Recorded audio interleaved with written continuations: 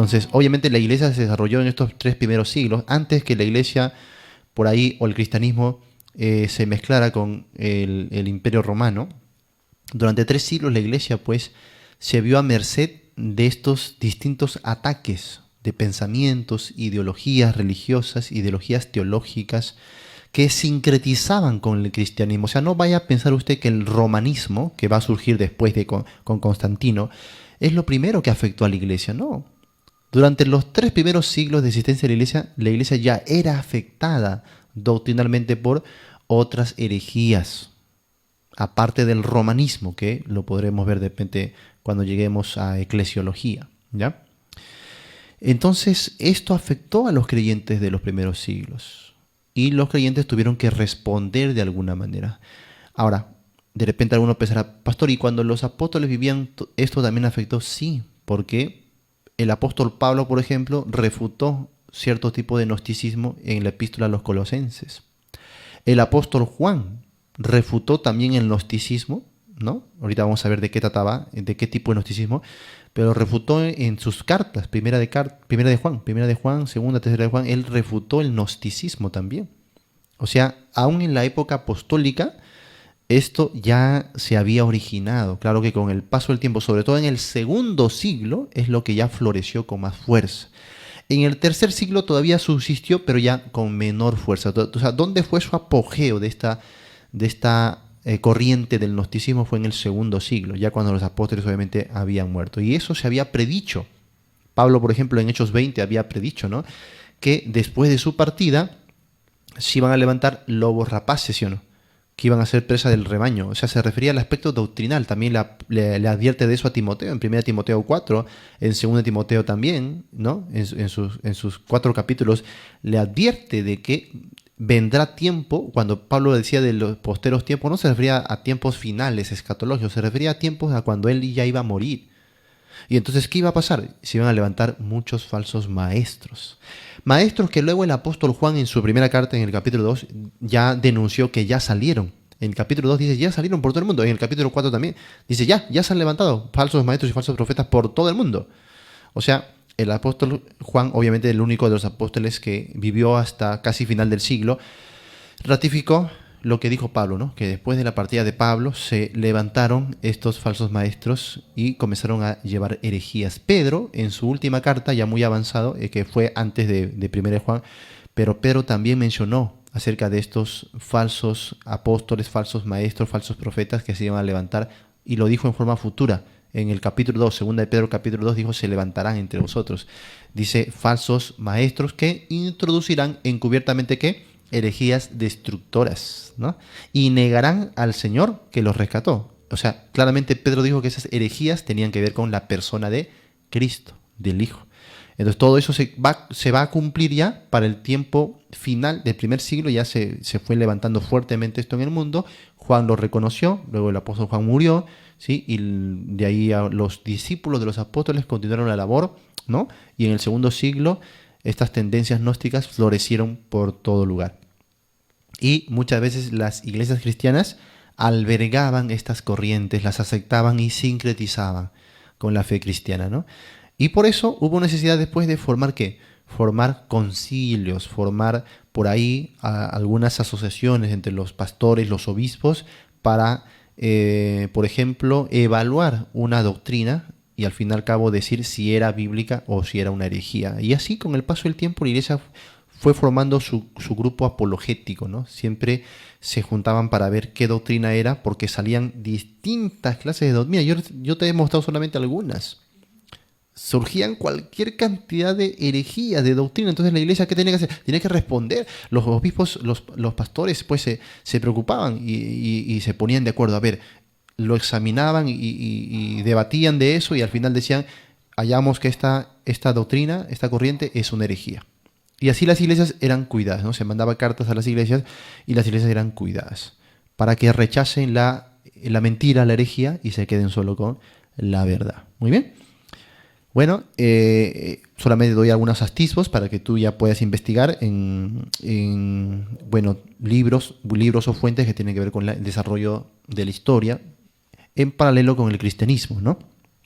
Entonces, Gnosticismo, un conjunto de antiguas ideas, sistemas religiosos, ¿no?, que se originaron en el primer siglo hasta el tercer siglo, sectas judías sincretizadas con cristianas, ¿no? Estos varios grupos, porque dije son varios, no solamente es uno, estos varios grupos enfatizaban el conocimiento espiritual. De ahí viene la gnosis, pues, gnosis, ¿no? Conocimiento, en griego gnosis, de ahí viene el gnosticismo. O sea, enfatiza mucho el conocimiento. Algunas de esas sectas o herejías subsisten en sectas de hoy, que enfatizan también el conocimiento, pues. Entonces, de ahí viene, ¿no? Gnosis, gnosticismo, ¿no? Conocimiento. Entonces, el conocimiento espiritual se enfatizaba por encima de las enseñanzas y tradiciones ortodoxas y la autoridad de la misma iglesia. Entonces, muy bien, tenemos este conjunto de doctrinas, pero hay un conocimiento más profundo, más espiritual. Hay que llegar a ese conocimiento profundo, ¿no?, para elevarnos en espiritualidad. Por ahí venía más o menos la forma de pensamiento del gnosticismo, que hasta el día de hoy, incluso en algunas tendencias evangélicas subsiste, como por ejemplo, ¿ha escuchado usted hablar del famoso rema? ¿No? No es cierto que la Biblia es palabra de Dios, pero cuando los escritores escribían el texto, eso era el logos, la palabra, ¿no? La palabra hablada, la palabra escrita, pero aparte de eso hay la palabra rema, dicen ellos. Y eso es muy preocupante. ¿Por qué? Porque ellos están diciendo que en un texto bíblico, detrás, en lo profundo, escondido, puede haber una enseñanza que venga por revelación nueva, actual, fresca, que incluso sea superior a la que está en el texto superficial. Eso es muy peligroso, hermano. Muy peligroso, tengan cuidado, ¿no? Entonces, todo eso estaba surgiendo en estos primeros siglos. Ellos, viendo la existencia material, la veían como defectuosa y malévola, ¿no? Ellos tenían entonces un pensamiento como cosmogónico, que generalmente presenta una distinción entre el Dios supremo y oculto y una deidad menor y malévola, ¿no? Un Dios que es supremo, que está por encima de todo, pero que es oculto, ¿no? Que no podemos ver, que no se revela, pero hay una divinidad que es menor, pero que no es tan perfecta y tan buena como lo es el Dios supremo. Es una deidad menor malévola. En ocasiones se asocia a esto con Yahvé o con Jehová. Por eso que el día de hoy hay muchos que me escriben muy confundidos. Pastor, me han dicho por ahí que Jehová es Satanás. ¿No? ¿Ha escuchado eso? ¿De dónde viene esto? Viene de tiempos antiguos, hermano. Esto no es moderno. Esto ya viene de épocas muy remotas, ¿no? Entonces el día de hoy simplemente le cambian ahí algunos nombres, ¿no? Pero subsisten las doctrinas, subsisten las herejías. Y pastor, ¿cómo se atreven a decir que Jehová es Satanás? Bueno, comparan dos versículos, por ejemplo, la tentación de David, ¿no? Cuando censó y dice, Satanás tentó, y luego dice, porque Jehová, yo tenté a David. Ya, entonces Jehová es Satanás. ¿No? Dios mío, sacando versos de su contexto, ¿no? Recuerde que la Biblia no tiene contradicciones, la Biblia tiene aparentes contradicciones por la deficiencia de estudio que tenemos nosotros, ¿ya? Entonces, cositas como esa vamos a ir aclarándolas cuando entendamos mejor la doctrina bíblica, ¿no? Entonces, como ya dije, algunas de estas corrientes sincretistas, ¿no?, de los filósofos religiosos llegaron también a mimitarse, llegaron a mezclarse con el cristianismo, sobre todo en estos primeros siglos, ¿no?, de esta era. Y luego fueron paulatinamente siendo declarados pensamientos heréticos, ¿no?, por la iglesia cristiana. Así que hay que tener más conocimiento de esto, hay que investigar, y vamos a pasar ahora a revisar qué creían cada uno de estos grupos. Por supuesto en resumen, ¿no? Por supuesto en resumen para que usted vaya entendiendo. A ver, vamos a ver por ejemplo el docetismo, ¿ya? Con C, para los que recién ingresan, es de docetismo con C, ¿ya? Es una doctrina cuyo nombre deriva de la palabra griega dokein. Dokein, que significa parecer, ¿ya? De ahí viene docetismo, de dokein, que se manifestó, ¿no? Esta forma se manifestó en varias maneras en el siglo I, ¿sí? Su doctrina consistía en negar que la naturaleza humana de Cristo, ¿ya?, no tenía Cristo una naturaleza humana. Por lo tanto, negaban su sufrimiento, su pasión y su muerte en la experiencia terrenal de Jesús. Entonces, el docetismo niega la encarnación de Cristo. Ahora, por supuesto, ¿no? Hay explicaciones para la forma humana que ellos dicen que Jesús presentaba, pero que al fin y al cabo Jesús no era un ser humano. Entonces, las primeras herejías, como el docetismo, que está incluida dentro de las corrientes del gnosticismo, negaban la humanidad verdadera del Verbo de Dios, ¿no? Y esto ya ocurría desde la época apostólica, ¿sí? Y bueno, por eso que Juan capítulo 1, por ejemplo, lo va a desmentir, ¿no? En el verso 14 dice, aquel verbo se hizo carne. Luego, en primera de Juan, vas a leer que dice que él ha venido en carne. Por ejemplo, en el capítulo 4, versos 2 y 3. En segunda de Juan, capítulo 7, también él insiste en rebatir esta herejía del docetismo, ¿no? Cuando habla de que el Hijo de Dios ha venido en carne, ¿sí? Entonces, esta herejía reducía la encarnación del Verbo a una mera apariencia, nada más. Un mero parecer. Por eso que dokein, ¿qué significa? Parecer, o sea, de apariencia. Parece humano, parece hombre, pero no es. O sea, ellos pensaban como Jesús, una especie de extraterrestre que se puso un disfraz de ser humano, ¿no? Pero que no era humano, ¿sí? Y bueno, eso es lo que enseñaba, por ejemplo, el docetismo. Juan claramente dice por eso en 1 de Juan capítulo 5, ahora vas a entender por qué. Vamos allá. 1 de Juan capítulo 5, mira cómo casi al final de su carta él va a ser bastante explícito. 1 de Juan capítulo 5. Y dice así, mira, verso 6. Este es Jesucristo, quien vino mediante agua y sangre. No mediante agua solamente, dice, sino mediante agua y sangre. Y el Espíritu es el que da testimonio, porque el Espíritu es la verdad. Muy bien. Aquí estamos viendo cómo Juan habla de dos personas de la Trinidad. Primero el Hijo, Jesucristo, dice, ¿no? Que vino mediante agua y sangre. Y aclara, no mediante agua solamente, sino mediante agua y sangre. Claro, tú lees esto y tú dices, pero ¿qué tiene que ver esto con lo que él está hablando en el contexto del amor, ¿no? De la justicia? ¿Por qué menciona Juan que Cristo vino en agua y además agua y sangre? ¿Cómo lo debo entender? Y a ti te parece cosa de locos.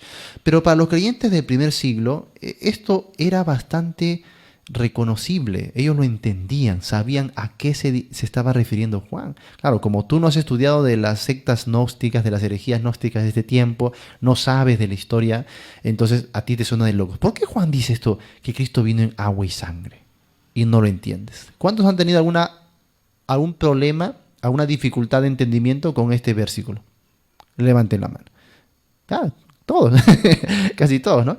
Entonces, cuando entendemos ya la historia, el trasfondo, lo entendemos mejor. Entonces, recuerda, el docetismo estaba enseñando que Jesús no era ¿qué? No era carne y sangre, pues. Que no tenía los compuestos humanos, sino era una apariencia nada más. Apariencia de carne, apariencia. Entonces, no era humano. Entonces, cuando Juan dice, no, él ha venido en carne, luego dice en agua y también dice en sangre. ¿Qué estaba diciendo? Que él tenía propiedades humanas. Su naturaleza era humana. Recuerda que Juan estuvo al pie de la cruz y vio cuando el soldado traspasó el costado de Jesús. ¿Y qué vio que salió? Sangre y agua, ¿sí o no? Ahora, los científicos, que saben, obviamente los médicos, los científicos, ellos corroboran esto como una verdad científica. Porque en el momento de que alguien estaba en la cruz, ya que su cuerpo perdía sangre, el ser humano sufría de un shock hipovolémico, ¿sí? Y es normal. Entonces, al sufrir de shock hipovolémico, el pulmón se llenaba de pleura y hasta el corazón, ¿sí? Entonces, lo que se esperaba naturalmente en el momento de la muerte de Jesús era de que al atravesarle saliera pleura, que es un líquido transparente que al ver Juan eso, lo ha dicho, ese es agua, ¿no? Agua y sangre. Entonces salía pleura con sangre del costado de Jesús, ¿no? Porque había atravesado sus pulmones y hasta su corazón. ¿Quién puede sobrevivir? Porque hay unas teorías que dicen que Jesús no murió realmente en la cruz, ¿no? Eso es inaudito. ¿Quién puede sobrevivir, sobre todo en esa época, que le traspasen todo el costado, los pulmones hasta el corazón? Nadie puede sobrevivir a eso. Jesús verdaderamente murió. Y los científicos, al ver los detalles, ¿no?, de los testigos, de lo que vieron en ese momento, dijeron, no, este hombre ha muerto.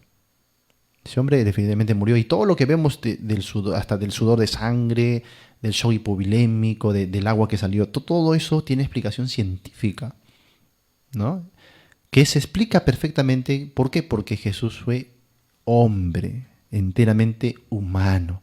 Ya entiendes por qué Juan dice, Él ha venido en agua y sangre, ¿eh? Él era, ¿qué está diciendo? Que era hombre, que era ser humano, que tenía nuestra naturaleza, que tenía un cuerpo real, de carne. Por eso, versículos anteriores mencionó que Él ha venido en carne también.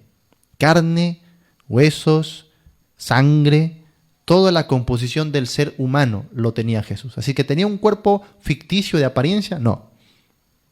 Era completamente hombre. Muy bien. Entonces, ahora entiendes mejor, por ejemplo, algunos pasajes de la Biblia. Por eso es bueno investigar un poquito del trasfondo, de la historia, ¿no? Porque nos ayuda a entender. Porque en esta época los escritores bíblicos van a hablarle pues a gente que está a merced de todas estas cositas históricas, y les van a decir de forma directa cosas que ellos pueden entender, pero después de 2000 años nosotros no entendemos. No entendemos. ¿A qué se refiere con esto? Así que por eso el cristiano tiene que estudiar, ¿no? Tiene que repasar estas cositas. Ahora, el siguiente verso, porque sé que me van a preguntar, siempre preguntan del siguiente verso, porque tres son los que dan testimonio en el cielo, el Padre, el Verbo y el Espíritu Santo, y estos tres son uno. Este verso no compone el escrito original, los escritos más antiguos, es decir, este verso fue añadido siglos después. Ahora, ¿por qué? No es una mala intención. Recuerda que la iglesia tenía todo tipo de herejías. Entonces los copistas, las iglesias, cuando copiaban los manuscritos, a veces, como en este caso, añadían esto como para reforzar su postura de la Trinidad, ya que la iglesia creía en la doctrina de la Trinidad, y algunas corrientes, como estamos viendo del gnosticismo, negaban la Trinidad. Algunas de esas corrientes, lo vamos a ver, ahorita les voy a explicar, negaban, por ejemplo, la personalidad del Espíritu Santo, como hace el día de hoy los testigos de Jehová, que negaban la divinidad del Espíritu Santo, ¿no? Entonces, cuando Juan dice Jesucristo ha venido en carne y sangre, sus lectores entienden de que está hablando de que Él es un ser humano completo, ¿no? Ser humano perfecto. Pero eso podría llevar a otro extremo, pensar que Jesucristo entonces ya no es Dios, ¿sí o no?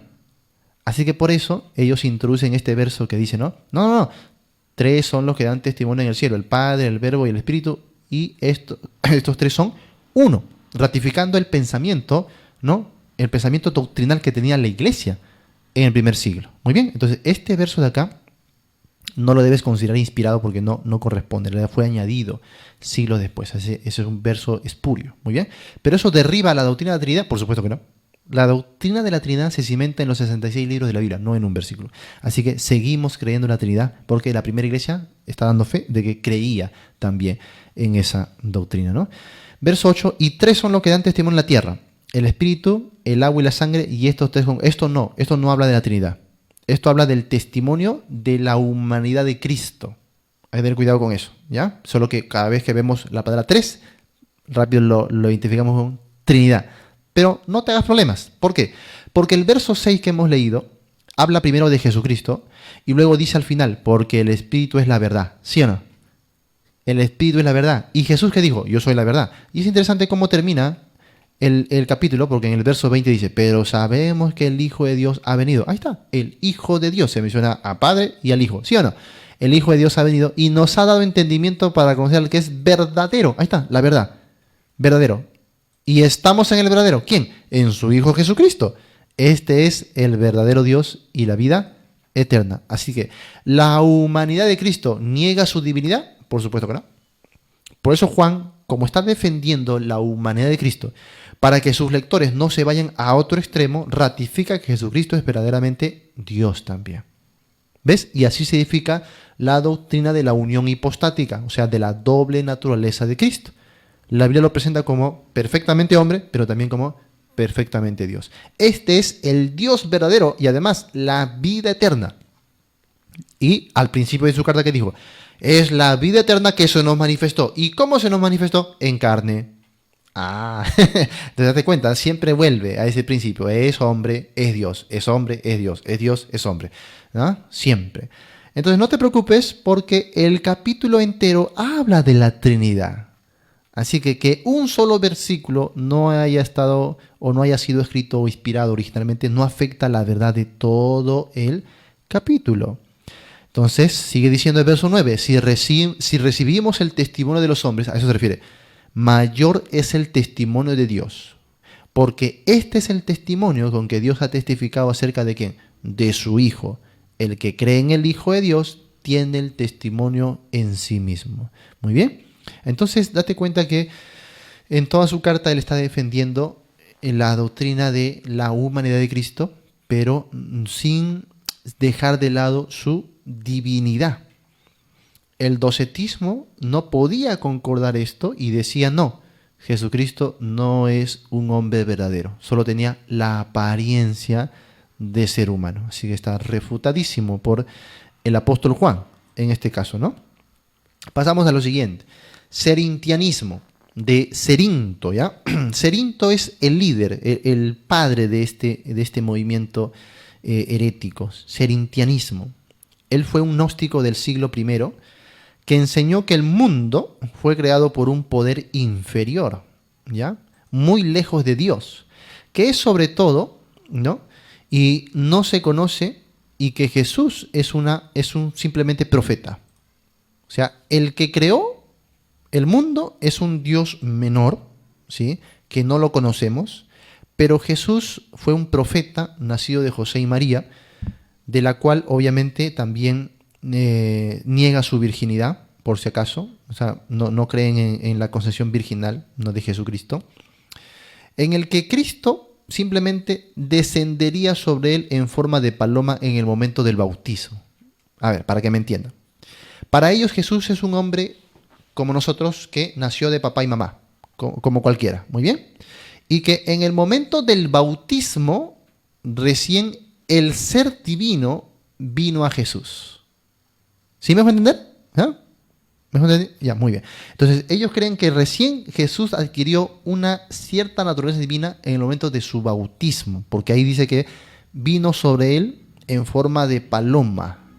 Entonces, haciéndole así conocer a Dios Padre y regresar al cielo antes de la pasión. O sea, Cerinto creía que antes de que Jesús comenzara a sufrir como ser humano, su pasión, su muerte, esa forma divina, ese hombre divino o naturaleza divina le abandonó.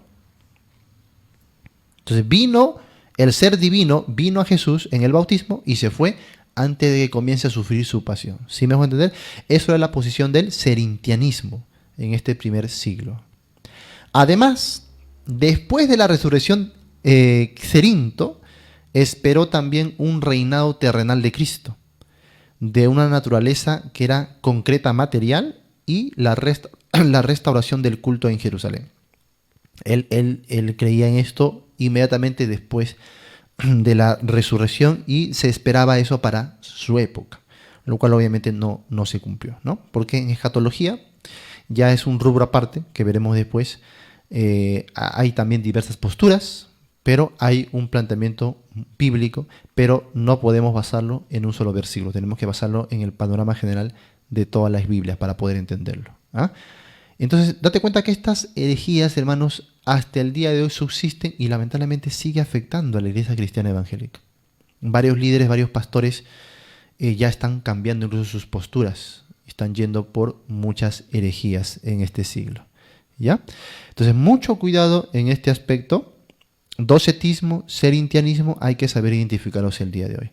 Luego pasamos a lo otro, al modalismo. Al modalismo de intermedia, ¿ya? De moda, modalismo. Fue una doctrina de los siglos, sobre todo segundo y tercero, según la cual las tres personas divinas serían solo tres aspectos de la divinidad única. Es una forma de llamado monarquismo, ¿ya? Una corriente que apunta a preservar intacta y de manera ilimitada la monarquía de Dios, ¿ya? Es decir, su singularidad absoluta. Así que se interpreta a la persona de Jesucristo como un ser humano que albergaba el poder divino dentro de él, nada más. Ahora, esto de aquí, modalismo, subsiste hasta el día de hoy en lo que se conoce como los unicitarios. ¿Has escuchado eso? Los unicitarios. Ellos manifiestan su doctrina de esta manera. Ellos dicen, Dios es solo un ser personal. Dios es uno que se manifiesta de tres formas distintas. Es decir, Dios a veces se disfraza de Padre, otra se disfraza de Hijo y otra se disfraza de Espíritu Santo. No sé cuántos de ustedes han concebido así a la Trinidad. No, Dios es uno, pero se manifiesta de tres formas distintas. Eso es una herejía. Y esta herejía no es nueva. O sea, no crean que los unicitarios inventaron eso. No, lo que pasa, hermanos, ¿saben lo que sucede? Es que hay algunos que van a estudiar cierto material de la historia, ¿no? O a veces van al seminario, a un centro teológico y tienen que investigar materiales de la historia, ¿no? Cuando estuve en el seminario me mandaban a leer muchos libros históricos, ¿no? ¿Y qué pasa? Que algunos se dejan llevar por cositas que comienzan a... Bueno, algunos leen la patrística. Ay, mira, los padres de la iglesia escribieron esto, así que esta es la verdadera doctrina.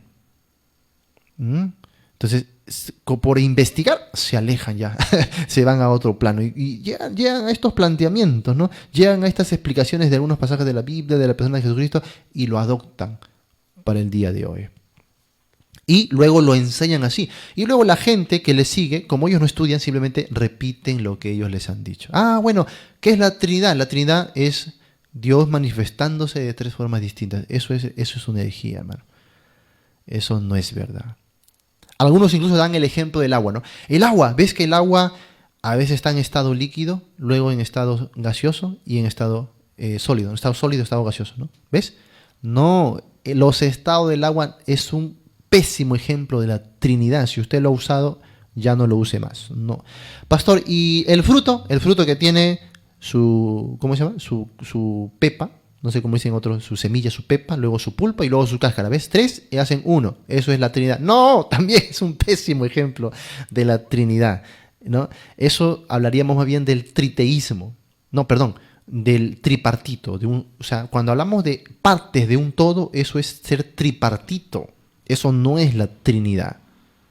Ni los frutos, ni los estados del agua, ni varios ejemplos que en nuestro primer módulo ya toqué varios de esos malos ejemplos que a veces se usan para explicar la Trinidad. Nada de eso explica la Trinidad. Son muy malos ejemplos, pésimos ejemplos, ¿no? El ejemplo que más podría acercarse, no es perfecto, pero que sí podría explicar mejor lo que es la Trinidad, es la luz. La luz. Y la Biblia dice que Dios es luz, ¿sí o no? Claro que sí. Y justamente Juan en esta carta habla en el capítulo 1, verso 5, diciendo Dios es luz. Y entonces, la naturaleza de Dios es como la luz. Cuando tú miras la luz, por ejemplo la luz del sol, tú ves solamente, digamos, una luz blanca, ¿no es así? Una luz blanca, ¿no? Medio amarilla. Pero lo cierto es que la luz tiene diferentes naturalezas. La luz, por ejemplo, radiactiva o la luz química, ¿no? Se puede descomponer la luz, se puede estudiar cada uno de esos rayos que tiene la luz, rayos gamma que tiene la luz, muy aparte, se les puede separar incluso y sin embargo siguen siendo lo mismo, la misma fuente, ¿no? Entonces, la luz, amados hermanos, es no perfecto, pero es quizás el ejemplo que más se acerca a la Trinidad. Dios es como la luz, ¿no? Una esencia luminosa donde habitan tres personas, las tres son independientes, las tres pueden tener atributos, inteligencia, voluntad por separado, sin embargo siguen siendo la misma esencia divina. Es lo que más se aproxima a la Trinidad. Los otros ejemplos no. Entonces, lo que estamos viendo aquí del modalismo es que no, Dios es una persona y lamentablemente interpretan el ser personal como si fuera un ser humano, ¿no? Un ser humano corpóreo, algo así. Entonces, esta persona se disfraza. O también lo explican con los oficios, por ejemplo, ¿no? Te dicen, a ver, tú eres un hombre, ¿sí o no? Tú como hombre eres hijo, porque tienes un papá, ¿sí o no? Pero al mismo tiempo tú eres padre, porque tienes un hijo. Pero al mismo tiempo eres tío, ¿no? Porque tienes por ahí un sobrino. y al mismo tiempo eres profesor, porque es tu de repente, tu carrera, eres profesor.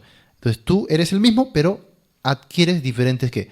Oficios o formas. Y así explican a veces, eso también es malo, eso es una herejía. Eso es unicitarianismo. Los unicitarios enseñan eso, ¿no? Eso viene de esta época, del modalismo. Dios es solo uno, manifestándose de forma distinta. Entonces, Jesús fue un hombre en que el poder divino vino, ¿no? Y se manifestó. Así Dios se manifestó como hombre, pero Jesús mismo no era Dios.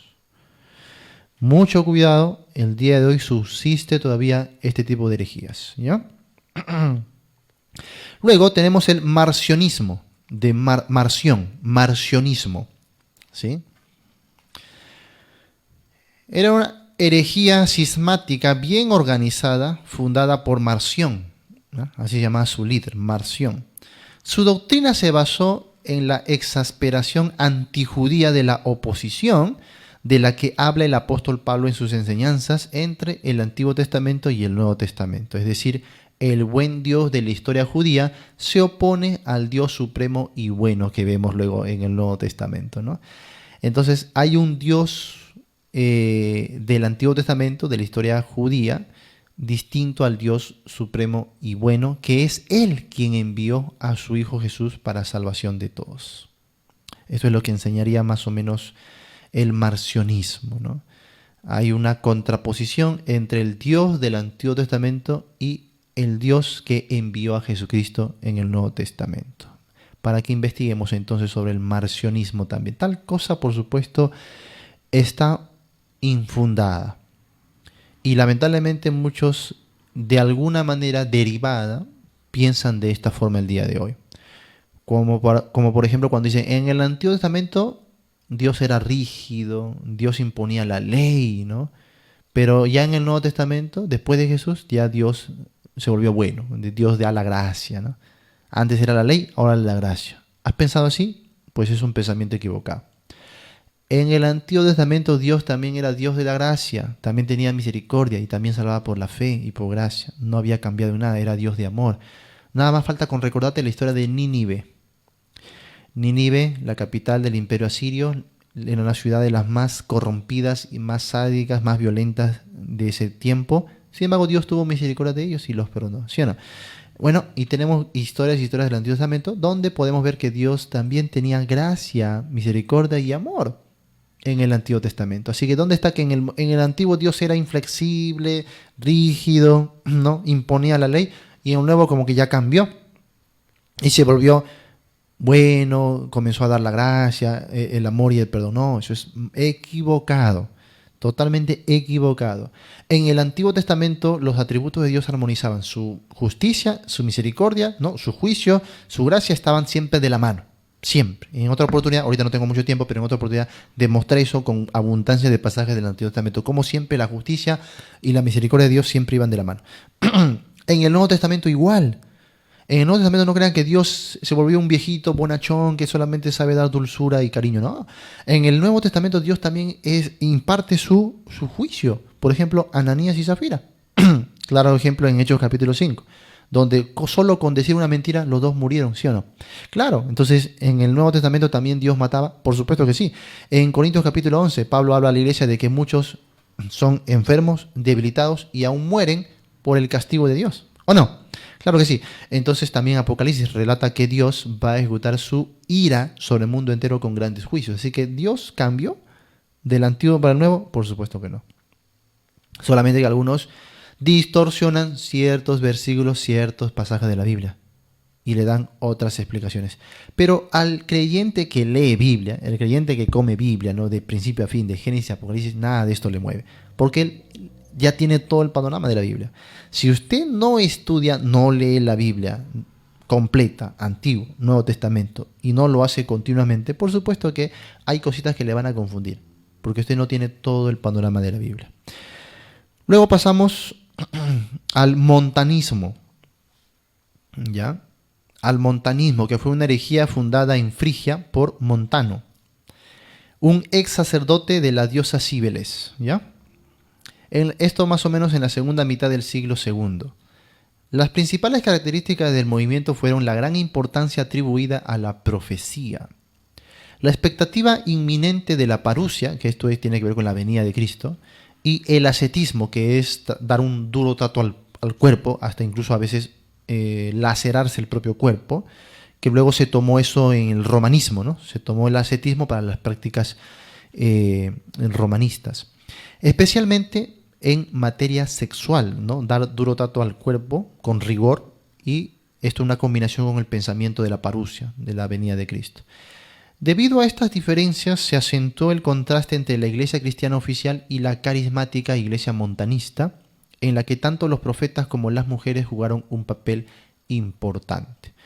Y esto va a pasar muy a menudo, ¿no? A veces religiones que venían del paganismo sincretizaban con el cristianismo, y por eso se daba cierta doctrina, cierta herejía, que hasta el día de hoy pueden subsistir en figuras como, por ejemplo, las sectas cristianas que pregonan una Dios Madre.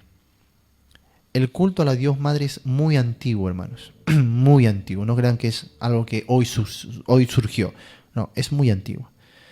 Y se infiltró en el romanismo, se infiltró en muchas sectas hasta los días de hoy, lamentablemente, ¿no? Pero ya hablaremos después de eso, solamente para mencionarles estas sectas que afectaron de alguna manera a la iglesia en estos primeros siglos. También el maniqueísmo. Maniqueísmo. Fue una religión autónoma fundada también en Persia por el predicador Mani. De ahí viene maniqueísmo, ¿no? Más o menos en el siglo III. Y había influido en gran manera al cristianismo primitivo. Desde el punto de vista doctrinal, el maniqueísmo puede considerarse una forma de gnosticismo dualista, que al fusionar sinceramente elementos de las más variadas religiones, ¿sí? Todo un sincretismo, donde a veces también incluyeron después el budismo, contrasta en el mismo plano el mal y el bien, básicamente eso. Por eso es un gnosticismo dualista, donde van a haber algún contraste entre el mal y el bien. Y entonces el Dios venerado por las religiones sería en realidad un demonio, mientras que el verdadero Dios sería un Dios diferente, ¿no? Un Dios que de alguna manera subsiste con el otro Dios, pero es más bondadoso, ¿no? Ahora, en el campo ético, el maniqueísmo requiere un ascetismo muy riguroso también, ¿no? O sea, ya saben que todo lo que es ascetismo tiene que ver con un duro trato al cuerpo. También usaban de ciertas bebidas, ¿ya? Entonces, la iglesia maniquea estaba compuesto por los llamados perfectos, eran ascetas que constituyen la iglesia real, y luego los imperfectos, que eran auditores o catecúmenos, una especie de discípulos, de iniciantes. Esto Pablo también lo va a refutar en una forma inicial, en una forma primitiva de maniqueísmo que surgió, por ejemplo, en torno a la iglesia de Colosas. Por eso él lo va a refutar en Colosenses capítulo 2 y al inicio del capítulo 3, donde habló del duro trato del cuerpo, ¿no? Que algunos decían que era la forma de llegar a Dios o la forma de elevarte en lo espiritual, ¿no? Bueno, esta doctrina también despertó gran interés entre muchos intelectuales, por ejemplo, con San Agustín de Hipona más adelante, quien se convertiría en el enemigo más terrible, ¿no? Escribiendo 10 obras contra esta herejía después, ¿ya? Y bueno, hay un poquito para conocer de la historia y cómo pensaban también. A esto también vamos a sumar el novacianismo. Novacianismo. Un movimiento que también llevó a una división eclesiástica. Toma su nombre del sacerdote romano Novatiano, ¿sí? Novatiano, por eso el novacianismo. Después de una posición moderada inicial sobre el controvertido tema Lapsi, se convirtió en un partidario de una línea muy estricta e intransigente, que se puso en fuerte contraste con la oposición o la posición oficial de la Iglesia, ¿no? Y fue excomulgado por un concilio romano en el 251. Según Novaciano, la Iglesia debe estar constituida por un pequeño grupo de espirituales, inevitablemente en conflicto con la ciudad terrenal, y en esencia una iglesia de profetas y mártires, mientras que para los obispos la iglesia es un pueblo que debe reunir a todos los fieles con sus diferentes niveles de espiritualidad, o sea, la posición ortodoxa, ¿no? Entonces Novaciano y sus seguidores predicaron el rigorismo doctrinal y la necesidad de renovación espiritual dentro de la iglesia. Hermanos, y esto lo repasamos ¿por qué? Porque tanto el maniqueísmo como el novacianismo desplazan totalmente a Cristo de su papel protagónico, no solamente en la salvación, sino en la santificación. ¿Dónde está Cristo aquí? No, tu espiritualidad depende de ti mismo, de que seas riguroso, ¿no? De que te eleves a ti mismo. ¿Bien? También tenemos el donatismo. El donatismo. Y bueno, un movimiento más o menos que fluiría para allá, para el cuarto siglo. Y comenzó con las críticas de los obispos que no habían resistido las persecuciones anteriores, ¿ya? Según los donatistas, los sacramentos administrados por estos sacerdotes no serían válidos. Esto nos llevaría a considerar que los sacramentos no son efectivos en sí mismos, sino que dependían de la dignidad de quienes lo administraban. Y esto ya, estamos en una época donde obviamente ya había ingresado el romanismo, ¿ya? Y obviamente comenzaron a haber fricciones también, y eso lo quería mencionar porque nosotros el día de hoy somos atacados mucho por el romanismo. Se nos dice que la Iglesia romana nunca ha tenido divisiones, nunca ha tenido diferencias, ha mantenido como una sola iglesia, lo cual es mentira. Si estudiamos un poquito de historia nos damos cuenta que tuvieron muchísimas divisiones, hasta la gran división que fue la Reforma Protestante, que también es una división del clero romano, ¿no? Y bueno, para que ahí nos informemos también acerca del donatismo, ¿ok? También tenemos, hermanos, el arrianismo. El arrianismo es el movimiento teológico quizás más importante del siglo IV. Según Arrio, fue un sacerdote de Alejandría, de Egipto, ¿no? La figura del Padre debe colocarse en la posición preeminente dentro de la Trinidad, subordinando así al Hijo, ¿no? El Hijo es subordinado al Padre y así reduciendo la figura de Jesús a la dimensión humana, solo en una relación de semejanza con la divinidad, nada más. O sea, Arrio rebajó a Jesucristo de su posición divina, de su posición suprema. Pablo va a hablar mucho de eso en Colosenses, sobre todo en el capítulo 1, ¿no? Así que Arrio considera verdaderamente solo, de manera trascendente e increado al Padre, quien sería el único Dios verdadero. Por lo tanto, Jesús no puede realmente ser considerado Dios, incluso si, como su Hijo, participa en la gracia divina. Según Arrio, también la palabra, o lo que sería el logos, no es el verdadero Dios, ¿sí? Ahora, ¿qué grupo sostiene el arrianismo el día de hoy? Los testigos de Jehová. Los testigos de Jehová creen un poquito en el enoteísmo, ¿no? En la que hay, por ejemplo, un Dios supremo y los demás serían dioses menores. Esto de aquí, en la forma de Arrio, ya sincretizado con el cristianismo, sería que Dios Padre es el Dios verdadero, el Dios supremo, mientras que Jesucristo es como una especie de Dios menor. No es el Dios verdadero, sino simplemente es un Dios creado. Y bueno, entonces eso es la doctrina de Arrio, el arrianismo, que también va a existir hasta los días de hoy. Luego tenemos el apolinarismo. Esta doctrina nació de la obra del obispo Apolinario de la Odisea, por eso apolinarismo, un teólogo que se había distinguido en la lucha contra el arrianismo. Para tratar de salvaguardar la divinidad de la persona de Cristo, negada obviamente por el arrianismo, Apolinario apoyó la fórmula de la única naturaleza de Jesús, según la cual el Verbo Divino se uniría en Jesucristo a una humanidad incompleta, es decir, para una humanidad dotada de un alma vegetativa y animal, pero privada del alma racional. El Verbo Divino hubiera subsistido en Jesucristo a esta alma racional y ausente. poco parecido con lo que hemos visto anteriormente sobre el docetismo. En este caso, Jesucristo es como que va a posesionar a un cuerpo que no es un ser humano. Simplemente es como un cascarón, ¿no? Como un cascarón, como una coraza humana que tenía alma vegetativa y animal, pero no tenía razón. Y como que Jesucristo subsistió, esa forma divina subsiste dentro de ese cascarón, ¿no? Humano.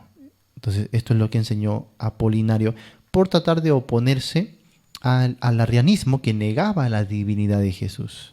Date cuenta que aquí el problema está en tratar de armonizar las dos naturalezas. ¿Cómo puede subsistir la naturaleza humana y la naturaleza divina? Algunos no coinciden de que alguien puede ser hombre y al mismo tiempo puede ser Dios. No logran eso, coordinar en sus mentes. Así que por eso, o es hombre o es Dios. El arrianismo que negaba la divinidad. No es Dios. Es un Dios menor, pero no es el Dios verdadero, ¿no? Es creado. Apolinarismo decía, no, la divinidad subsiste en el cuerpo, pero el cuerpo no es un ser humano, el cuerpo es un cascarón simplemente, ¿no? Muy bien. Luego también vamos a pasar a otros. Por ejemplo, nestorianismo. Nestorianismo. Un movimiento iniciado por un monje que se llamaba Nestorio, por eso nestorianismo, ¿no? Más o menos entre los años 428 y 431. Sus posiciones doctrinales son que Cristo está formado por dos naturalezas perfectamente distintas, ¿ya? Dos personas unidas por una unión puramente moral. Nuestra Señora solo puede ser llamada Madre de Cristo y no Madre de Dios. Y no es posible que la palabra divina se haya encarnado realmente y haya muerto en la cruz, decían ellos, ¿no? Entonces, básicamente están pensando en dos personas que están en Cristo, unidas, pero simplemente por la parte moral. O sea, para él, las dos personas son, digamos, diferentes y separadas, ¿ya? Y no se mezclan, no se unen. Dos personas distintas, ¿ya? Y en esto hay que desmentir. Cuando hablamos de Jesucristo, hablamos de una persona con dos naturalezas. ¿Sí me vamos a entender? Una persona, dos naturalezas. ¿Qué enseñaba el nestorianismo? Que más bien son dos personas. En el ser de Jesús habitan dos personas. Mucho cuidado con eso, ¿no? Jesús no es dos personas.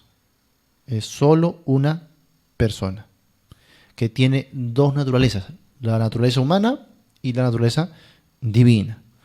Así que esto también es una herejía que la Biblia no contempla. ¿Sí? Luego tenemos el monotelismo. Monotelismo. Esta doctrina afirmaba que la existencia en Jesús de una sola voluntad, ¿no? Por ejemplo, la voluntad humana y física de Jesús habría sido determinada en su acción terrenal por la voluntad divina. El monotelismo, hasta cierto punto, puede considerarse una recuperación atenuada del monofisismo, ¿ya? Pero con el acento cambiado de la unidad de la naturaleza a la unidad de la voluntad. Los monotelistas entonces sostuvieron que la naturaleza humana estaba subordinada a la divina, al tiempo que preservaba la distinción entre las dos naturalezas. Así que conserva parte de lo que hemos visto anteriormente, ¿sí? Pero la diferencia es que la naturaleza humana estaba subyugada a la divina, ¿sí? Muy bien. Después también vamos a ver otros, como por ejemplo el macedonianismo. Macedonianismo. Fue una herejía de Macedonio de Constantinopla, ¿ya? Más o menos un obispo que existía en el año 360, por ahí, ¿no? Más o menos. Macedonio, aunque provenía de un pensamiento cristológico arriano, ¿no? El arrianismo que hemos visto anteriormente, afirmó que el Espíritu Santo no es la tercera persona de la Trinidad. no tiene la misma dignidad y divinidad del Padre.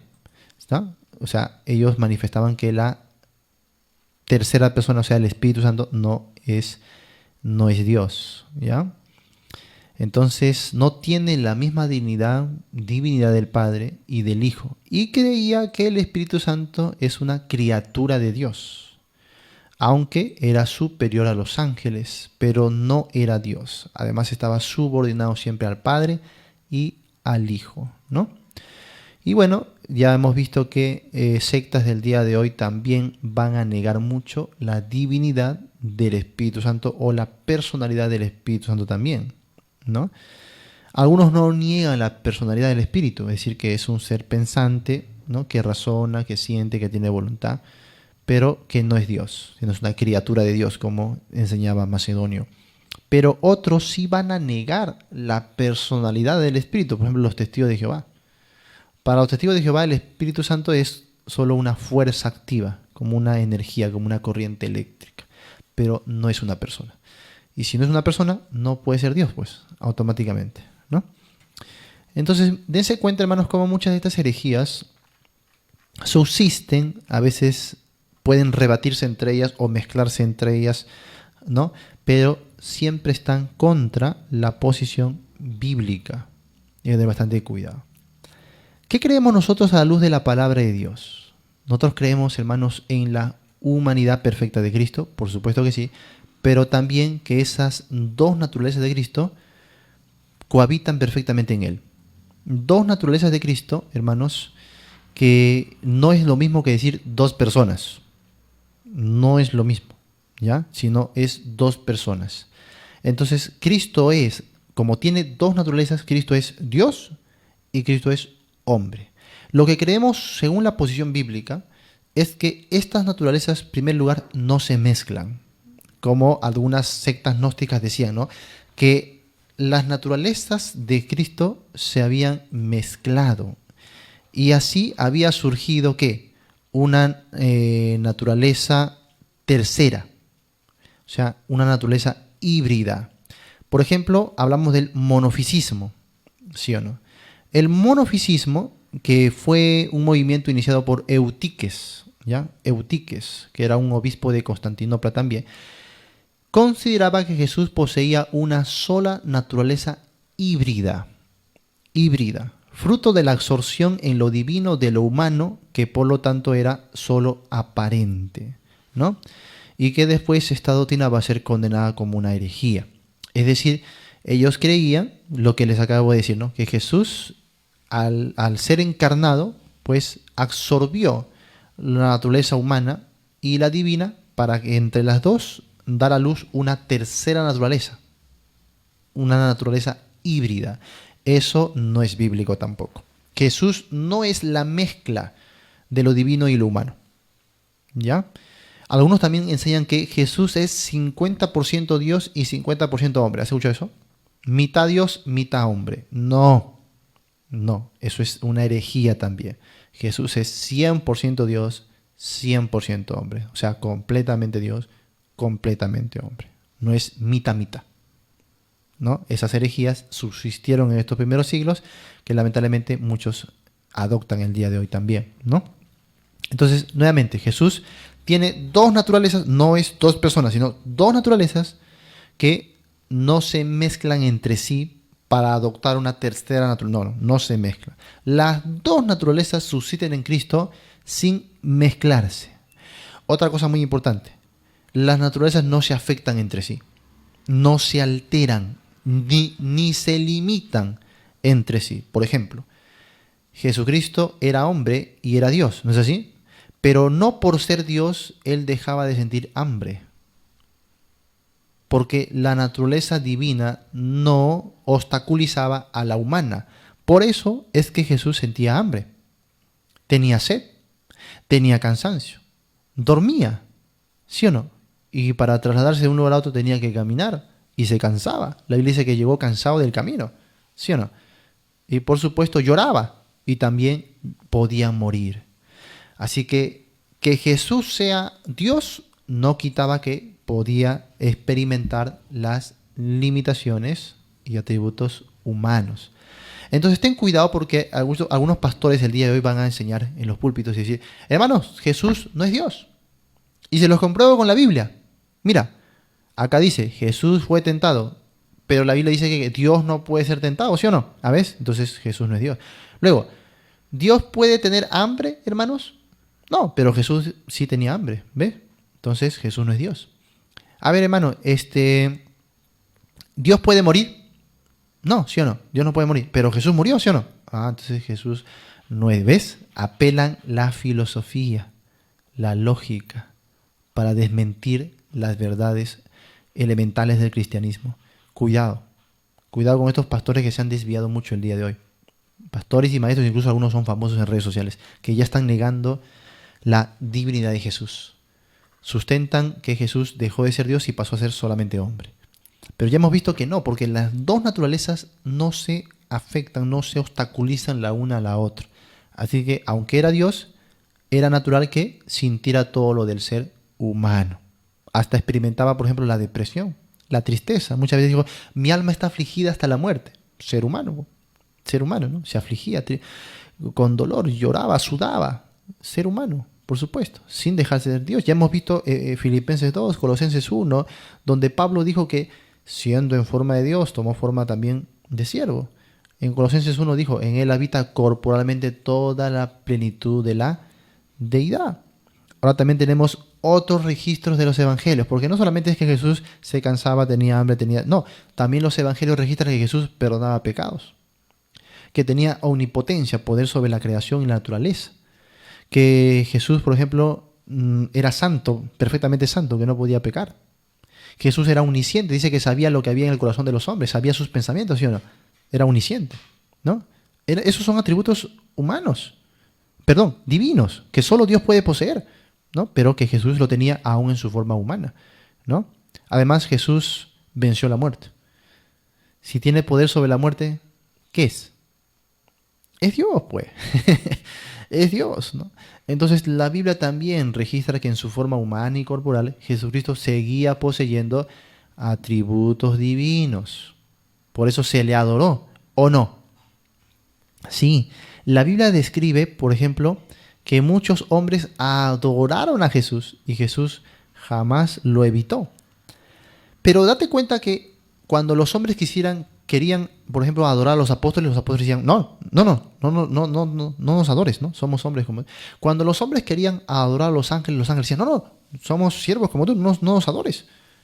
Los profetas, los apóstoles, los ángeles, ninguno recibía adoración. Pero cuando los hombres se inclinaban ante Jesús para adorarle, Jesús recibía la adoración. Ahora, usted me puede decir, pero pastor, ¿qué extraño es eso si cualquier persona, cualquier ser humano puede recibir adoración del otro? Eso no quiere decir que sea Dios. ¿Sabes cuál es lo determinante? Lo determinante, vamos a verlo eso en Juan capítulo 9, busca Juan 9. Lo determinante no es eso, que Jesús recibía o no, sino que al recibirla, Dios seguía con él. Eso es lo determinante, que Dios seguía mostrando sus milagros, sus señales a través de él. Y según la Biblia, Dios no compartiría su gloria con nadie, ¿sí o no? Dios no compartiría su adoración con ninguna otra criatura. Pero vamos a ver que Dios sí. Entonces, eso es lo que vamos a ver en Juan capítulo 9. Abre tu Biblia ahí. Por supuesto, hay muchos pasajes más. Pero aquí vamos a entender ahora algunas cositas importantes. Muy bien. Juan capítulo 9. ¿Qué había pasado aquí? Para resumir, un ciego de nacimiento había sido sanado por Jesús, ¿sí o no? Y ante eso, pues obviamente hubo una gran conmoción. Esto llamaba mucho la atención porque era un milagro que nunca se había hecho. Nunca. Eso sí, muchos me pueden decir, pero pastor, otros hombres en la Biblia hicieron milagros también. No. En la Biblia no se registra ni un solo hombre que hizo milagros. Dios hacía los milagros. ¿Me voy a entender? Dios indicaba a los seres humanos y Dios ejecutaba los milagros, ¿ya? Pero en los evangelios muchas veces se registró milagros efectuados por el mismo Jesús. Por ejemplo, la mujer de flujo de sangre solo tocó el borde del manto de Jesús y fue sana, ¿sí o no? Muy bien. ¿Y Jesús qué dijo? Poder ha salido ¿de quién? De mí. Interesante. ¿Menciona la Biblia algún otro hombre que de su poder haya sanado? No, no confundas eso. No confundas los siervos de Dios que Dios utilizó para hacer milagros. Es distinto. Jesús operó milagros con su propio poder. Sí, también lo hizo en el poder del Padre y también lo hizo en el poder del Espíritu Santo. Pero Jesús muchas veces hizo milagros de su propio poder. El poder sobre la naturaleza. Si viento y mar enmudece. Y le hicieron caso. Poder de él mismo. Eso jamás lo había hecho un ser humano. En este caso, el ciego de nacimiento había sido sanado por Jesús. Y ningún hombre, eso sí también, de los milagros que habían sido efectuados a través de hombres antes, Jesús hizo milagros súper más poderosos que nunca antes lo había hecho. Entonces, obviamente, Dios está demostrando que Jesús es sin igual. Y aquí tenemos un caso de un ciego de nacimiento que había sido curado y esto jamás se había visto. Así que la gente comenzó a decir, Él es el Cristo, Él es el Mesías, no hay duda de eso. Sino, ¿cómo es que Dios va a poder obrar por medio de Él si Él no es? ¿No? Entonces, eso era el pensamiento. Pero obviamente a los líderes religiosos no les gustaba esta idea, así que fueron a interrogar al ciego, ¿no? Y en el versículo 13 dice, llevaron ante los fariseos al que había sido ciego. Y era día de reposo, cuando Jesús había hecho ese lodo y le había abierto los ojos. ¿Quién hizo esto? Jesús mismo. Hizo barro, hizo lodo, ¿no? Le untó, le dijo lávate, y esto lo hizo en día de reposo. 15. Volvieron pues a preguntarle también los fariseos cómo había recibido la vista. Él les dijo, me puso lodo sobre los ojos y me lavé y veo. Y primera oposición, los fariseos dicen, ese hombre no procede de Dios. Ahí va a venir la controversia. No procede de Dios, ¿por qué? Porque no guarda el día de reposo. Primera argumentación contra Jesús, ¿no? Otros, sin embargo, decían, ¿cómo puede un hombre pecador hacer estas señales? Ahí viene todo. Para poder entender, esto es la clave para poder entender todo el capítulo, ¿ya? ¿Cómo puede un hombre pecador hacer estas señales? ¿A qué se refiere un hombre pecador? Se refiere a que si este hombre está blasfemando contra Dios y está incumpliendo sus leyes, ¿cómo es que puede hacer estos milagros? Esa es la gran pregunta, porque esos milagros que hacía Jesús, la naturaleza de esos milagros solo podía ser llevada a cabo por Dios. Entonces, lo maravilloso de la historia no es que Jesús recibía adoración porque cualquier hombre la puede recibir, sino que Dios aprobaba esa adoración. ¿Cómo lo demostraba? Por medio de esos milagros iniguales, pues. Entonces sigue diciendo, ¿no? Había distinción entre ellos, o sea, había controversia. No procede de Dios porque no guarda el sábado.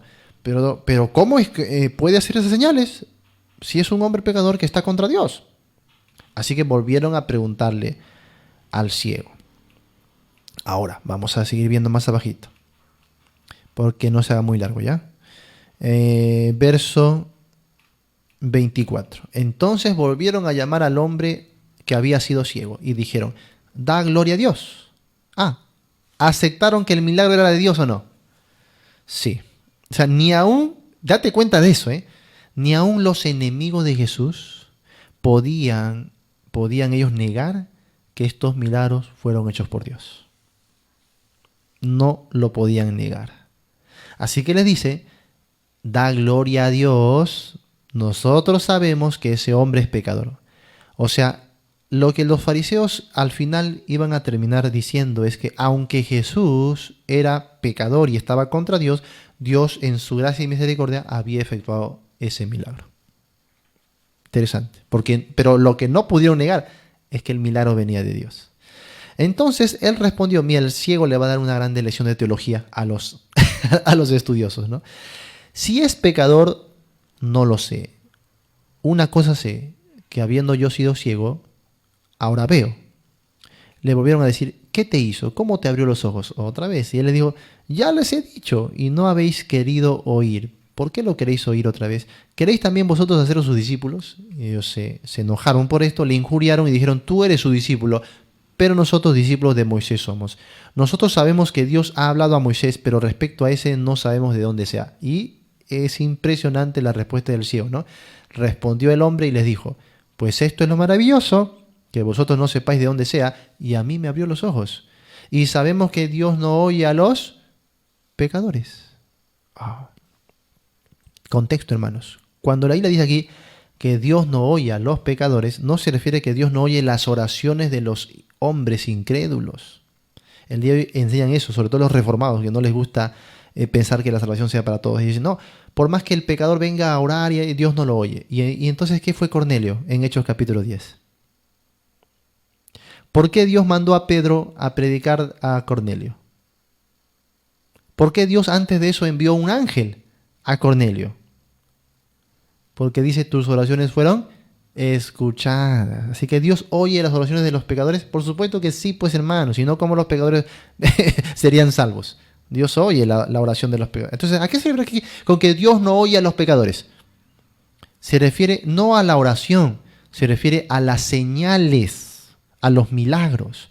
Como si un hombre es pecador, o sea, si está blasfemando contra Dios, ¿cómo Dios va a oírle para efectuar estos milagros? ¿Sí me voy a entender? Así que eso fue lo maravilloso. Que Dios, a pesar de que Jesús estaba recibiendo la adoración de los hombres, Dios escuchaba sus pedidos para hacer milagros portentosos delante de los hombres. Entonces, Dios no estaba en contra de que Jesús reciba adoración. Y si Jesús recibe adoración, es Dios, pues, amados hermanos. Porque solo Dios puede ser adorado. Y eso se reconoce en toda la Biblia. A ver, pastor, dame pasajes donde dice que Jesús fue adorado. Vamos a ver. Pasajes hay de sobra. Jesús recibe adoración.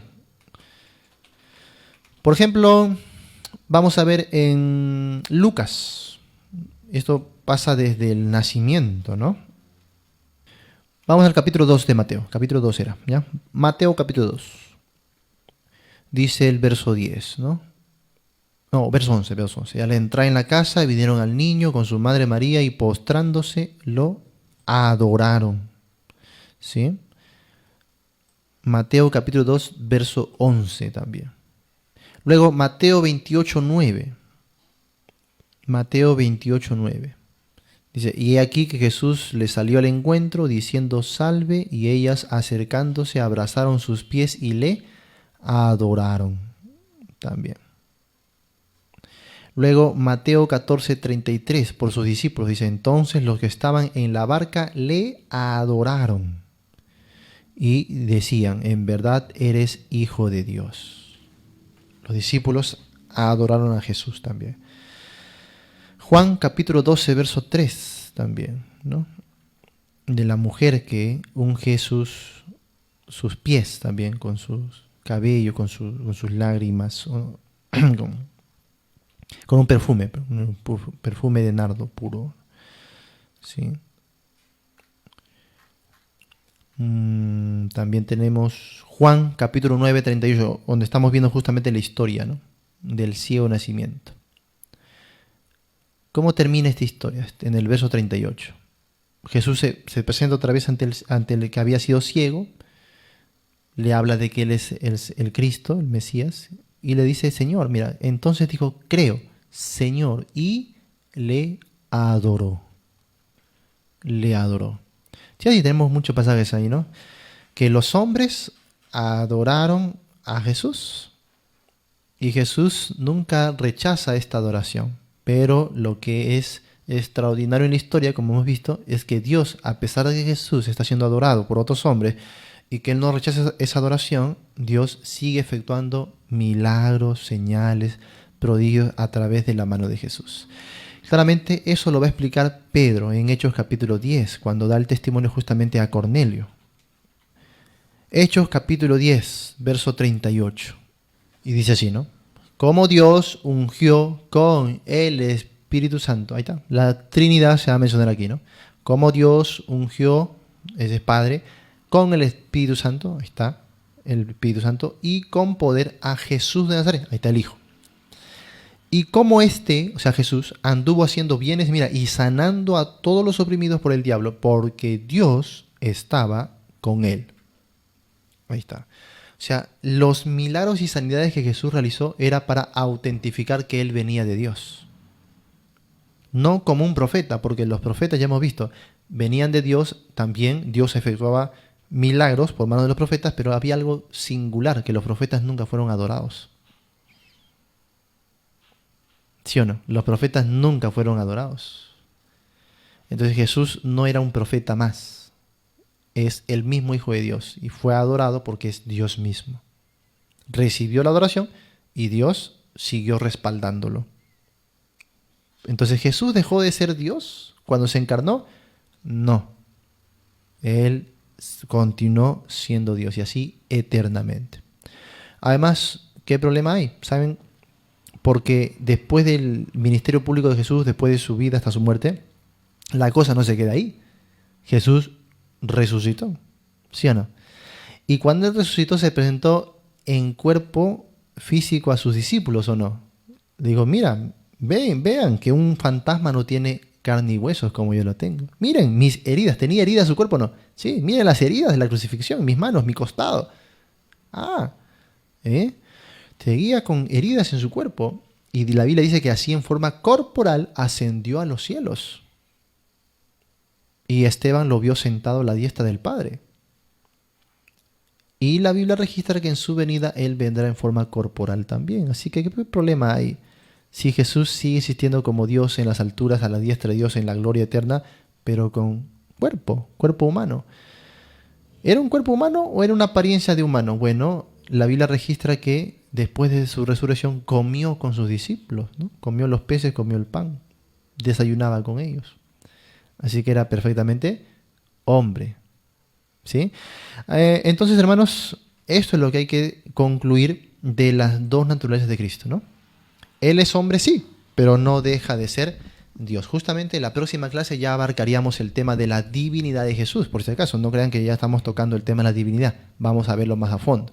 Hasta aquí vamos a concluir el tema de la humanidad de Jesús, luego las dos naturalezas y eso nos va a llevar ya a la divinidad, ¿ya? Entonces, para concluir con la humanidad de Cristo, Él era perfectamente humano, ¿no? Su humanidad era completa, su apariencia era perfectamente humana, su madre fue humana, se desarrolló como cualquier ser humano, tenía limitaciones humanas, su nombre era humano, su sufrimiento y muerte también fueron humanas, ¿no? Entonces, pero sin embargo era el ser humano perfecto y eso lo demuestra al trascender toda limitación de carácter. Por ejemplo, posee toda perfección y es sin pecado, ¿no? También al trascender todas las limitaciones del tiempo. Él es eterno, Él existía, ¿no? Desde antes de nacer, ¿sí? Antes de ser concebido en María, y luego trasciende al irse también al cielo, la morada eterna en forma corpórea. Y al trascender todas las limitaciones de nacionalidad, por supuesto que sí, ¿no? Todo eso que ya hemos revisado en la primera parte, solamente estamos resumiendo. Y así terminaríamos con la parte de la humanidad de Cristo. Hermanos, hasta aquí llegaríamos con la clase.